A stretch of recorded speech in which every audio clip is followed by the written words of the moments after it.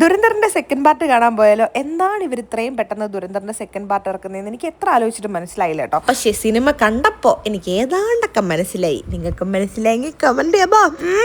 അങ്ങനെ സിനിമയൊക്കെ കണ്ടിട്ട് ഫുഡൊക്കെ കഴിച്ച് കുറച്ച് കറങ്ങിയിട്ടാട്ടോ വീട്ടിൽ പോയത്. ഇത്രയും നേരം കഴിഞ്ഞിട്ടും എൻ്റെ മേക്കപ്പ് അനങ്ങിയിട്ടില്ല. ഞാനൊരു നോൺ മേക്കപ്പ് ലുക്കാണ് ചെയ്തത്. ഞാൻ ചെയ്തത് എന്തൊക്കെയാണെന്ന് കാണിച്ചു തരാം.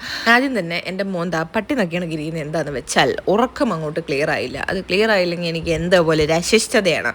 സോ നമ്മൾ യൂസ് ചെയ്യുന്നത് ഈ 3 പ്രൊഡക്റ്റാണ്. ഫേസസ് സ്കാനറുടെ സ്ട്രോപ്പ് ക്രീമാണ് കേട്ടോ ഫസ്റ്റ് യൂസ് ചെയ്യുന്നത്. ഇതൊരു പ്രൈമറായിട്ടും മോയ്സ്ചറൈസറായിട്ടും ഹൈലൈറ്ററായിട്ടും യൂസ് ചെയ്യാം.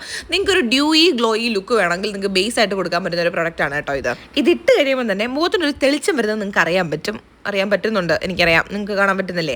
അപ്പം ഈ ഒരു തെളിച്ചത്തിനെ ഇനി കുറച്ചും കൂടെ ഒന്ന് എൻഹാൻസ് ചെയ്യാൻ വേണ്ടി ഫേസസ് സ്കാനറുടെ നമ്മൾ ഫൗണ്ടേഷൻ എടുക്കുന്നുണ്ട്. 3-in-1 ഫൗണ്ടേഷൻ ആണ് കേട്ടോ. അതിൻ്റെ കൂടെ ഞാൻ കുറച്ചുകൂടെ സ്ട്രോപ്പ് ക്രീം എടുത്ത് ബ്ലെൻഡ് ചെയ്തിട്ടാണ് കേട്ടോ ഇടുന്നത്. അതെന്തിനാണെന്ന് വെച്ചാൽ ഒരു എക്സ്ട്രാ ഗ്ലോ കിട്ടാൻ വേണ്ടിയിട്ടാണ് കേട്ടോ. സൺസ്ക്രീൻ ആയിട്ടും മോയ്സ്ചറൈസർ ആയിട്ടും ഫൗണ്ടേഷൻ ആയിട്ടൊക്കെ യൂസ് ചെയ്യാം കേട്ടോ.